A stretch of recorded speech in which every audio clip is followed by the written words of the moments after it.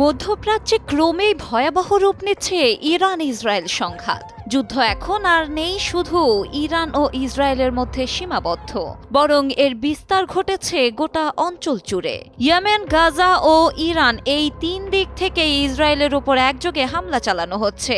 Missile, drone ও গোলাবারুদের ছোবলে এক প্রকার অবরুদ্ধ হয়ে পড়েছে ইসরায়েল।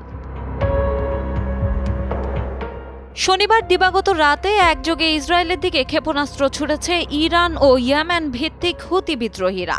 একের পর এক আকাশে বিস্ফোরণ, সতর্কতা সাইরেন আর আতঙ্কের মধ্যে রাত কাটে ইসরায়েলি নাগরিকদের। বোমা হামলা এড়াতে অনেককেই আশ্রয় কেন্দ্রে যেতে হয়েছে বারবার।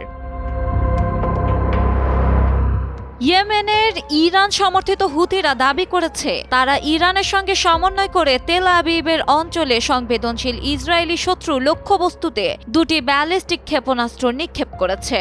তবে দাবি সত্ত্বেও সামরিক কর্মকর্তারা টাইমস অফ ইসরায়েলকে বলেছেন, গত 24 ঘন্টা ইয়েমেন থেকে কোনো ব্যালিস্টিক ক্ষেপণাস্ত্র নিক্ষেপের বিষয়ে আইডিএফ অবগত নয়। কেবল শুক্রবার হুতিদের দ্বারা ছোড়া একটি ক্ষেপণাস্ত্র পশ্চিম তীরের একটি ফিলিস্তিনি শহরে আঘাত হানে, যার ফলে বেশ কয়েকজন আহত হয়।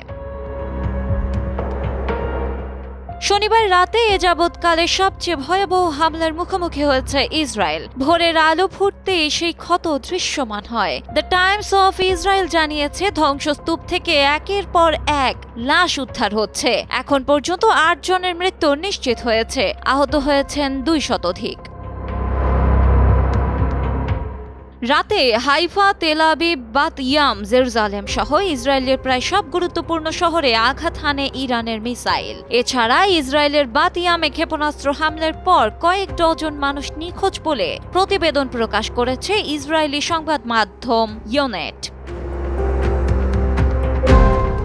এদিকে গেল 24 ঘন্টায় ইয়েমেন থেকে কোনো ব্যালিস্টিক ক্ষেপণাস্ত্র নিক্ষেপের বিষয়ে কিছুই জানে না ইসরায়েলি সামরিক কর্মকর্তারা। কেবল হুতিদের দ্বারা ছোড়া একটি ক্ষেপণাস্ত্র পশ্চিম তীরের একটি ফিলিস্তিনি শহরে আঘাত হানে, যার ফলে বেশ কয়েকজন আহত হয়।